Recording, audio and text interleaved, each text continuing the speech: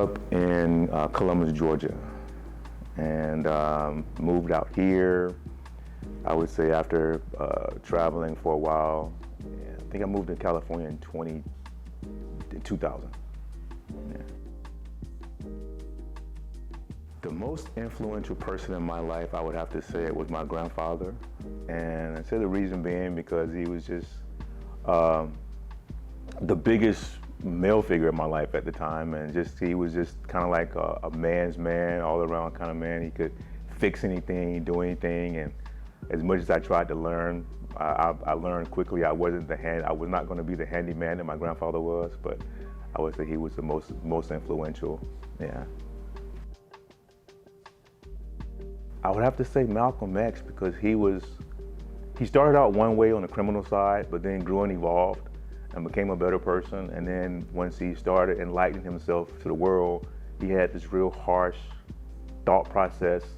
And then even through that, once other things became knowledgeable to him, he kind of shaved off the rough edges of even the way he thought of the relationship between black people and white people, or black people and the rest of the world.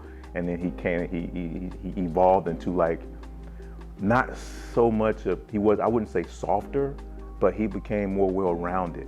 And then he wanted to really be about not just black people, but he saw more love from everyone. He was able to see that, everyone's not against us. There's a lot of love out there. Let me try to switch my thought process versus the any means necessary to let me bring a little love into trying to get things changed. And it's unfortunate that, he was taken out the way he was. As a black person, I handle everything in life. It's just, we know that we have to do everything to the best of our ability, and in some instances better than anyone else would, just so we can be seen or treated on the same level. So I just make sure I keep all my I's dotted and all my T's crossed. So in everyday life, you always feel like you're looking over your shoulder, so to speak, and because there's even with for this work, being out at night a lot, I get approached by the police at least once every 6 months, and it's scary. You get the questions of, what are you doing? I'm working.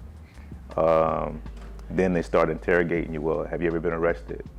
No. Are you on parole? No. Of course, the are you on parole question comes before the are you arrested, but it's like, no, I just told you I'm working. So it's everyday life. It's like you're always looking over your back. It's a kind of a mental thing where you want to make sure you're aware of your surroundings at all time. And it's not that you live in fear. You just live in awareness. So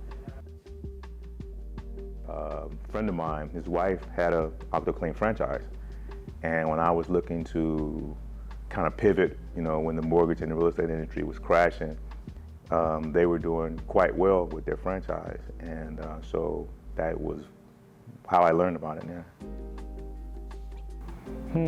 What do I think about when I hear Black History Month? It's immediately a sense of, your mind just kind of goes back to all the reasons why there had to be a Black History Month to begin with, and why it was created. But it's even as old as you get, there's always things that we still learn that we weren't taught in school, or just it's not taught as a part of American history for whatever reason. So it's a sense of pride, and because being African American in this country, it's a needed thing for, especially when we're young, because we don't see or hear too many things that are flattering for us or to us. So a lot of people kind of take it as if, we think that we're like better than anyone or anything like that, but it's not. It's more of a sense of, just like, how your parents always tell you, you can do and be whatever you want to be. It's a sense to build you up, to help you become a better person. So yeah, Black History Month always comes with a lot of pride, I think one of the things that we can all do, I'll start saying for others, is to not be so adverse to it, not take it as such a, oh, well, why do they have a Black History Month? There's no any other history month. Well, actually there is.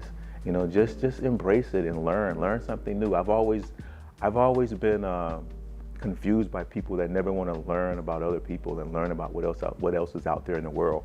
And I guess coming from, you know, a military background, even from myself or with my family, you know, we were always around different cultures. And it just makes life more fun, just learning about different cultures and experiencing other cultures outside of your own. So I would just say the best thing that we could do for Black History Month is just to embrace it and grow from it and learn from it. Yeah. And of course, for us as Black people, being proud of it.